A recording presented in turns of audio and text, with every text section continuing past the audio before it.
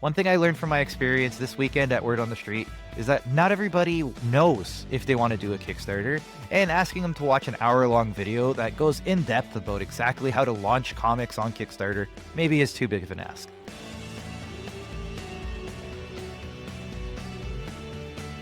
Welcome to Pesto Comics.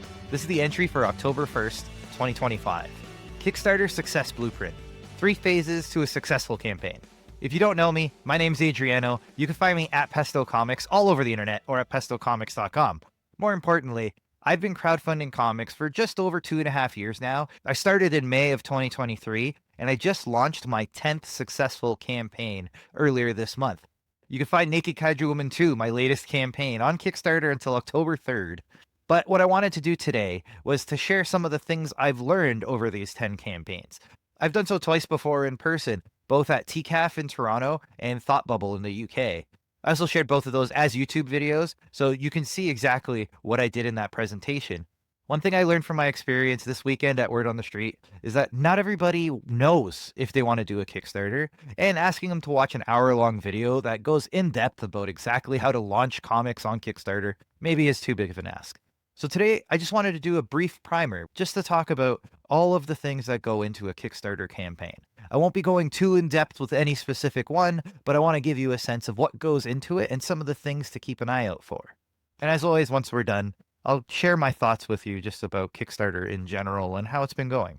So without further ado, let's talk about the 3 phases of crowdfunding.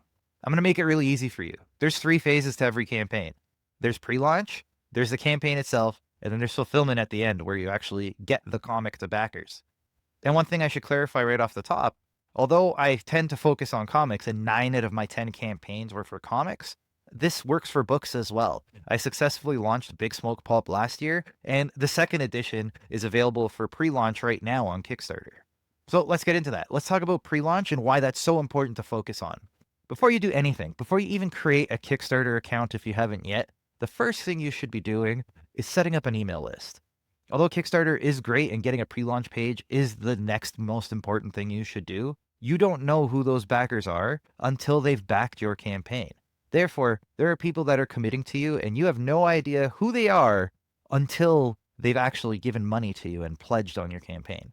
That means if they decide not to back your campaign, all that work that you put in to try and get more backers is wasted. You don't know who they are and you never will. So the way around that is you build your email list. And when we're talking about email list, I'm talking about an email newsletter.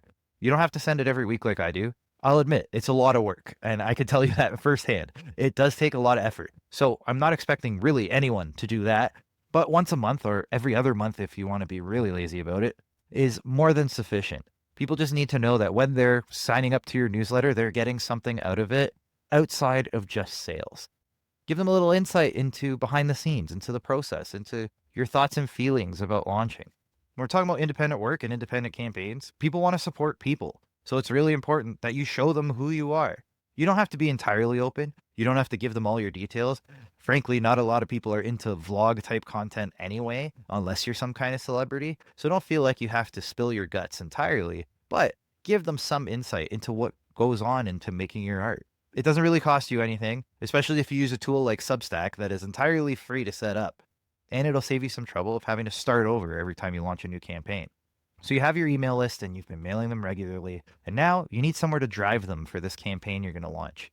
So the next step is arguably the most important. I did say that email is pretty important, but when you're talking campaign to campaign, the best thing you can do to set yourself up for success is set up your pre-launch page. Do that as soon as humanly possible. If you're a creator in good standing and you've launched and fulfilled 4 campaigns successfully and consecutively, that means that you can launch up to 5 pre-launch pages at once.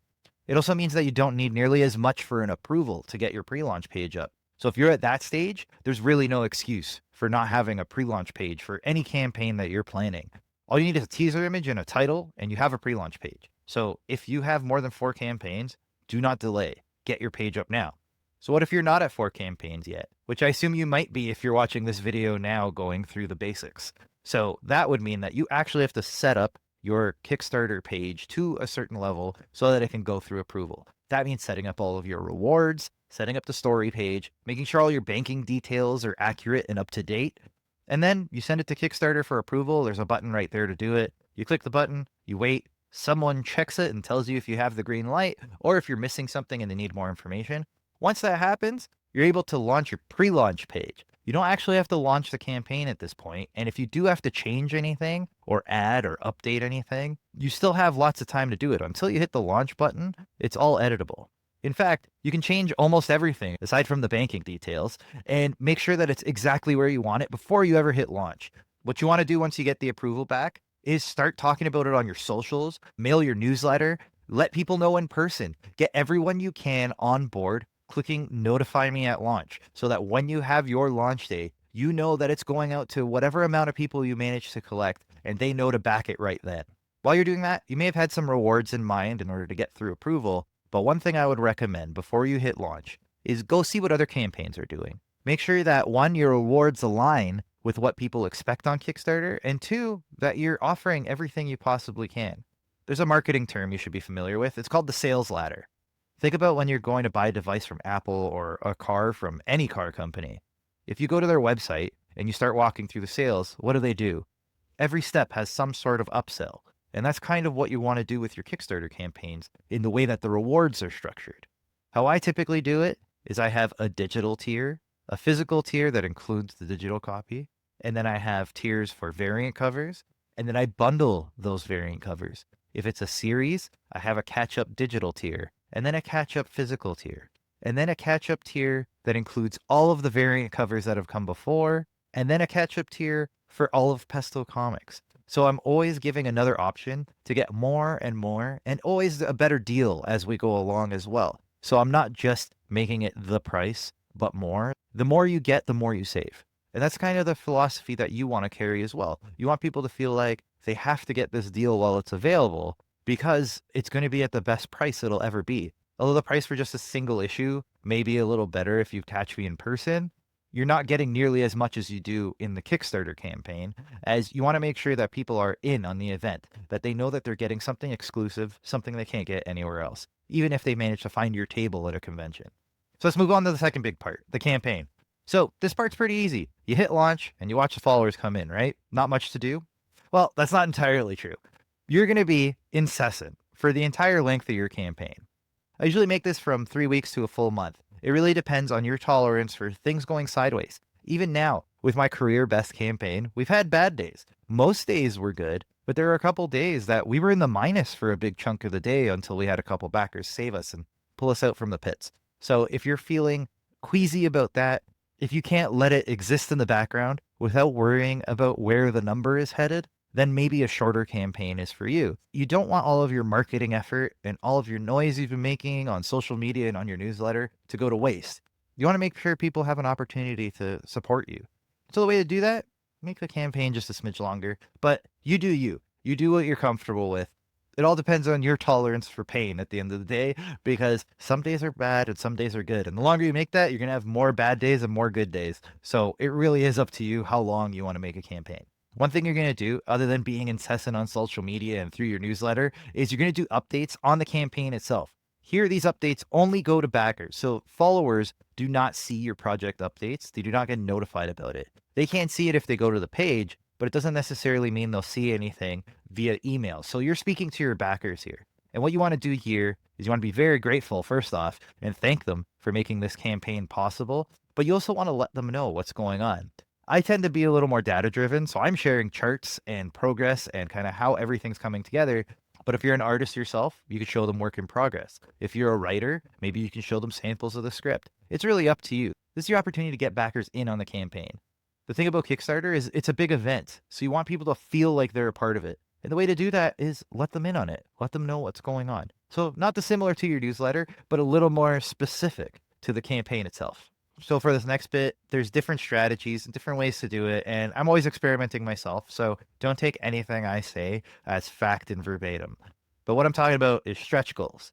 This is something that once you've passed your funding goal, you create another goal, another arbitrary goal for you to reach, usually some kind of round number or backer count. And with that, you say that if you reach these goals, you can add something to the bundle. Whether it's stickers or magnets or posters or extra pages or better card stock or whatever you might think might add to the value of the campaign, this is your opportunity to add that.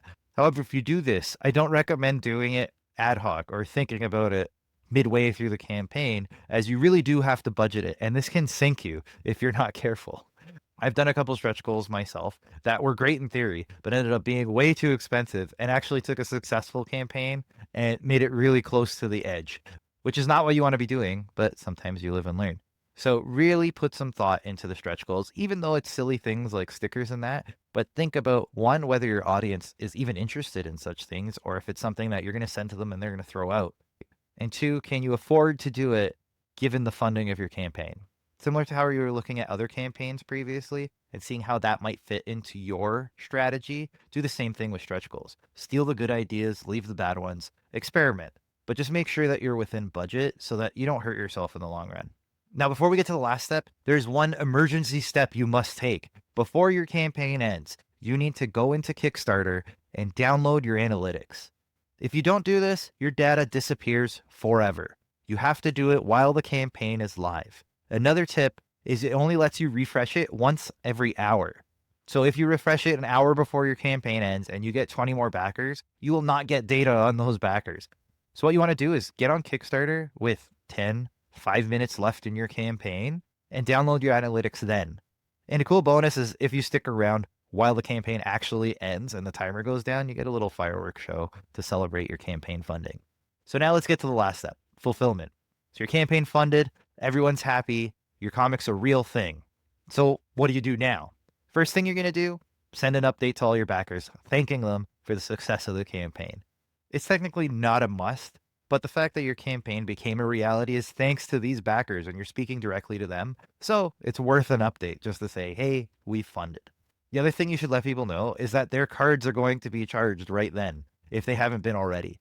For the ones that are successful and have valid cards, they'll see the charge immediately. For the ones that have dated cards with expired dates or some other issue, maybe they're over their limit, you'll start getting errors back. So in the Kickstarter dashboard, you'll see how many errored backers you have. These backers have 2 weeks to update their information or their campaign pledge is dropped entirely. That means that whatever they pledged for, they won't be getting, and you won't be getting the money for it either. So keep that in mind before you get to the next step, which is figuring out your print runs and figuring out how much shipping is going to cost you. If you set up the shipping during the campaign, hopefully your estimates were close. The way shipping has been going lately, it's been very hard to estimate how much things are going to cost. What you can do is if you know how much your items weigh, you can go to your shipping service. In the US, it would be something like Pirate Ship. In Canada, there's Stallion Express and Chit Chats. You can start figuring out exactly what all the shipping is going to cost.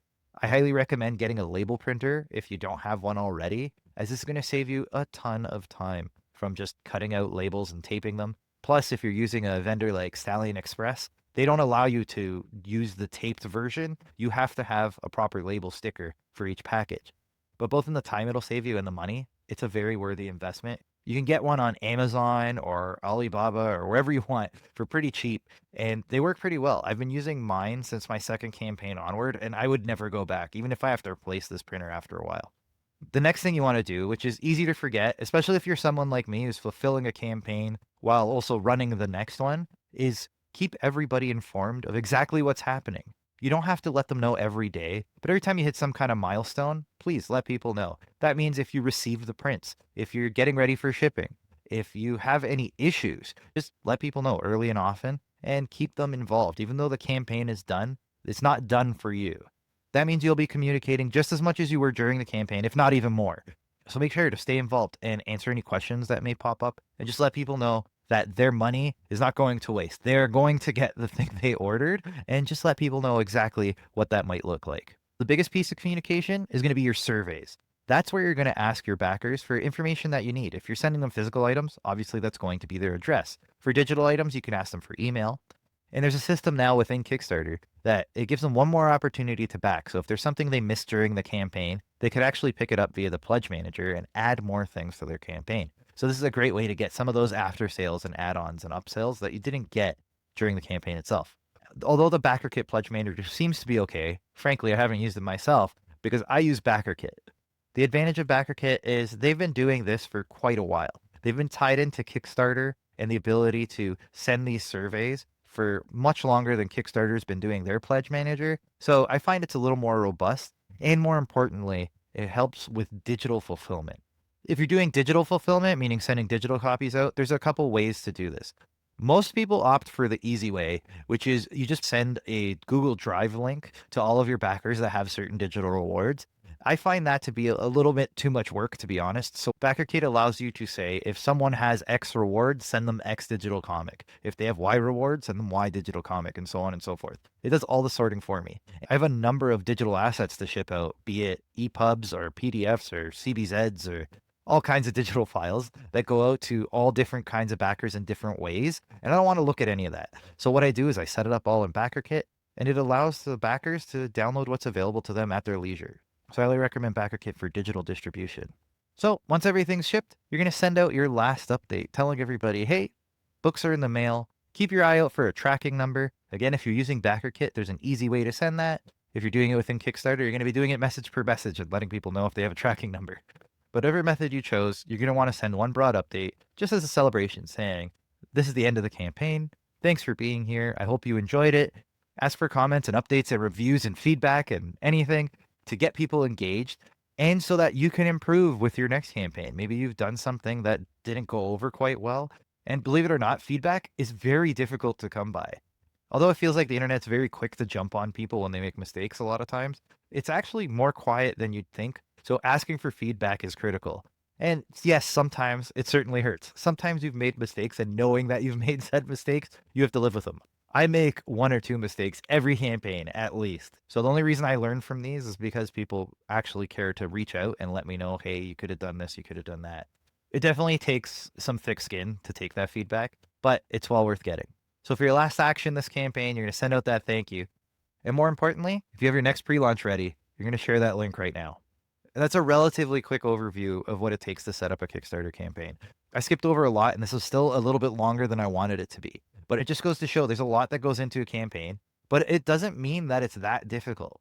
It's just a matter of being prepared, looking at what other people are doing and taking what works, and making sure that you're open to learning so that you can do better the next time. You're going to make mistakes and be prepared for that. You're going to have backers that may run into problems. They may receive the package in a really terrible state. I've had packages that were sent and totally mangled by posties on the way there. I've also forgotten things in certain packages at times, which I try to mitigate that. I can say I've sent out thousands of packages now, and I've only done it 2 or 3 times, but 2 or 3 times is still too many if you're the person who ordered something and didn't receive what you've asked for. So just be ready to correct mistakes as they come about. And more importantly, have fun with all of it. The whole point of doing independent comics or books or any of it is because you're enjoying it. If you're doing it for the money alone, there are much better ways to make money. Go get a job at an office somewhere. You'll work 9 to 5 and you'll go home and you'll forget that you have a job until the next morning when you repeat it. But if you're looking to make some kind of impact in the world with your art, then Kickstarter is a great way to go. And I always recommend it to anyone I come by.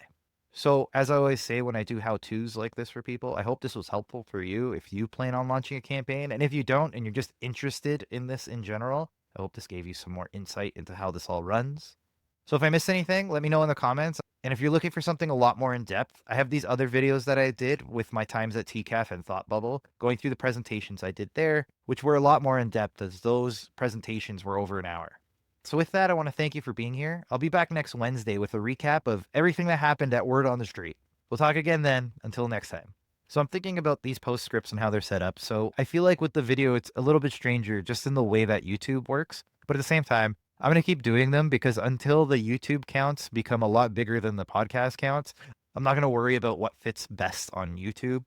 I mentioned I'm still going to keep this mostly audio forward, and I'm just offering the video as a means of getting out to the YouTube audience a little bit. And it helps me do all those shorts and things you may have seen if you're following me on socials. So it gives me a little more to work with to get the word out. And it does seem to be working. So for those of you that subscribed on YouTube, thank you so much. And if you're a Substack subscriber that also subscribed on YouTube, double thank you. I really do appreciate it. So I've been trying to make this into something bigger than I've been able to do by just doing the regular thing I've been doing, which is the posts here and there and the weekly Substack posts. I'm trying to get that audience bigger and bigger so that when we have big launches for comics and books and all that, that there's more people out there to see it. And I'm hoping that I'm being a little more helpful in sharing how I do all of this and how it's all working. Plus, still giving you behind the scenes and how I put this all together. And I hope you're enjoying all of it. It really does mean a lot. To those of you who are paid subscribers, I know this is Wednesday. It's a free post, so everybody's seeing everything. I'm not hiding anything from you this week. But for those of you that are paid subscribers, which we got a couple new ones this week, so I don't know if that was from word on the street or from what exactly, but I appreciate you guys coming aboard.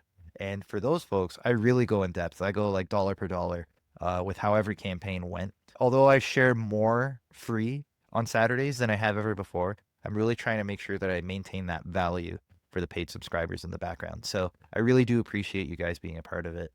Again, I keep those costs really low because that's not the primary business, but it's all about just creating a little bit of a barrier so that when I share financial information, a little more sensitive stuff, I know it's people that are a little more dedicated and not just going to scrape data and use it for their own means kind of thing. It's people that are actually interested in supporting everything that's happening here. So if you're not a paid subscriber, totally okay. Every Wednesday, I share everything that I put up here, and I'll continue doing so.